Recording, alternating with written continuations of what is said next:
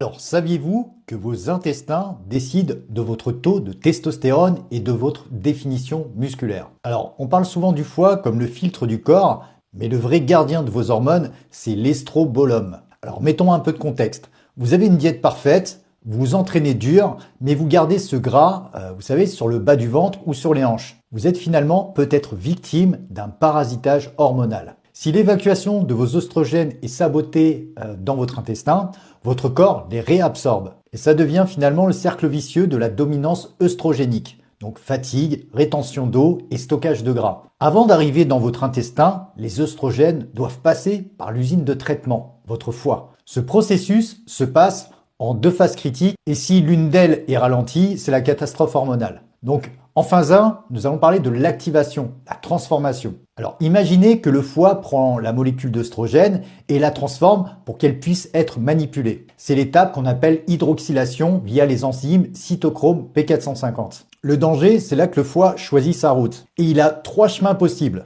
Donc la 2, la 4 ou la 16 hydroxy. La voie numéro 2 étant la voie principale, en fait, la voie reine et celle qu'on veut vraiment emprunter. Donc la voie numéro 4 est ce qu'on appelle la voie oxydative, donc le danger pour vos cellules. Le but de ma stratégie, c'est d'utiliser justement les bons nutriments pour verrouiller les mauvaises routes et ouvrir l'autoroute du 2-hydroxy. Donc à noter aussi que si votre phase 1 est trop lente ou mal orientée, vous allez créer des radicaux libres relativement toxiques. Alors la voie numéro 16 est relativement agressive, on va dire, et c'est elle aussi qui favorise le gras abdominal, et plus largement finalement le stockage des graisses. Donc parlons ensuite de la phase 2, la phase de conjugaison, on va dire la phase d'emballage. C'est finalement l'étape la plus importante pour un sportif. La voie doit rendre l'œstrogène hydrosoluble, donc soluble dans l'eau, pour qu'à la fin, il puisse être évacué. Donc il lui colle une étiquette, c'est ce qu'on appelle la méthylation. C'est un peu comme si le foie mettait l'œstrogène dans un sac poubelle hermétiquement fermé et scellé. Et c'est là finalement qu'on peut intervenir avec des tests fonctionnels. On peut mesurer si votre foie a assez de nutriments, comme par exemple le magnésium ou les vitamines B, pour fermer ces sacs. Le passage vers l'intestin, une fois le sac de poubelle scellé,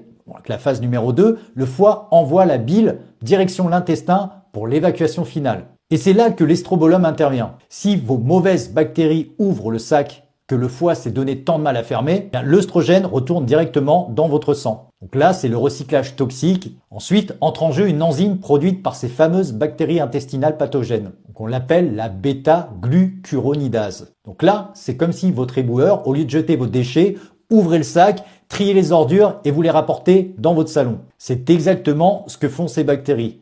Elles libèrent les œstrogènes qui retournent dans votre sang. Donc il y a notamment l'étude de Kawa et al. En 2016 dans le Journal of the National Cancer Institute qui prouve que la diversité de votre microbiote influence directement vos taux d'œstrogènes. Donc maintenant on va parler du parasitage extérieur. Donc il n'y a pas que l'intestin finalement qui pose problème. Vos récepteurs sont aussi parasités par des xénoœstrogènes, donc les plastiques par exemple, les pesticides, et ils miment vos hormones et bloquent la perte de gras. Mais attention, quand on parle de parasitage et de poids moléculaire, on parle encore des Dalton. Vous savez les fameux Dalton.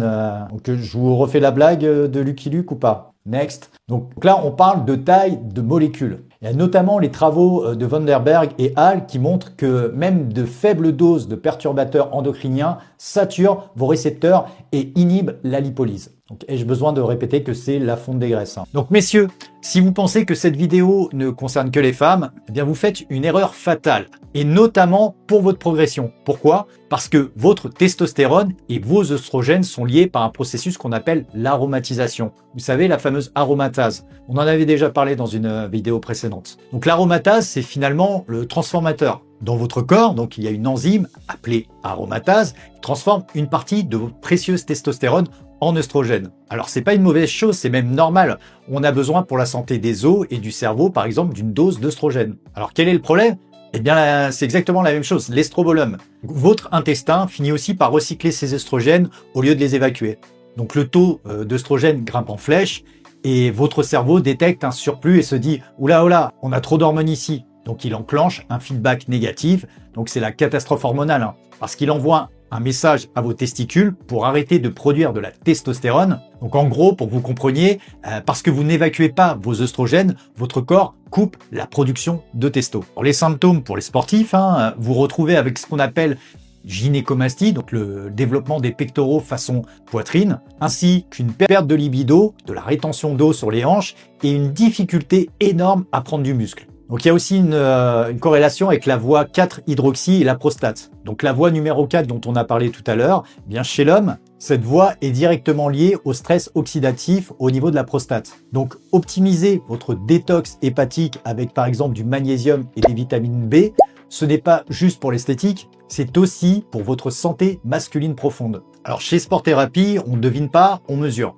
Pour savoir si votre estrobolum vous sabote, on utilise la biologie fonctionnelle, donc via certains laboratoires. On peut effectivement tester l'activité réelle de votre bêta-glucuronidase dans vos selles. On peut également analyser vos acides organiques urinaires, ce qu'on appelle les MOU, MOU. Alors pourquoi je vous parle de ça aussi? Pour vous dire qu'une prise de sang classique vous dira que tout va bien car vos taux sont dans les normes, mais l'analyse fonctionnelle, elle nous dit comment votre corps traite ces hormones. Alors voici maintenant quelques conseils afin d'éviter de mal activer. Par exemple, le calcium D-glucarate, c'est l'inhibiteur direct de la fameuse enzyme. Donc les études, notamment dans le journal Applied Microbiology and Biotechnology, montrent qu'il force l'évacuation des toxines. Vous avez également les crucifères, donc les SGS et les DIM. Donc encore des mots un peu barbares, comme par exemple le sulforaphane et le diindoline méthane, donc ce qu'on appelle le DIM. Ils vont vous aider à orienter vos œstrogènes vers la voie numéro 2, vous savez, la fameuse 2-hydroxy. Qui, pour rappel, est la voie saine et protectrice. Je vous mettrai également les sources, par exemple, de Journal of Nutrition, qui justement valident ce que je suis en train de vous dire. De l'autre côté, vous avez les fibres. Donc, elles agissent comme un balai pour évacuer les hormones avant que les bactéries pirates n'aient le temps de les libérer. Alors, en conclusion, la santé hormonale et la performance commencent dans l'assiette, mais elle se joue réellement dans votre intestin, plus particulièrement le côlon. Donc, optimisez votre estrobolum et votre physique suivra. Donc on est rentré en immersion dans un sujet un peu plus complexe, mais je voulais vous présenter la vision de Sport Thérapie, car mon objectif est de mettre la science au service de votre progression. Donc dites-moi en commentaire si vous voulez une liste d'aliments top pour votre estrobolum et n'oubliez pas de vous abonner pour plus de conseils basés sur la science.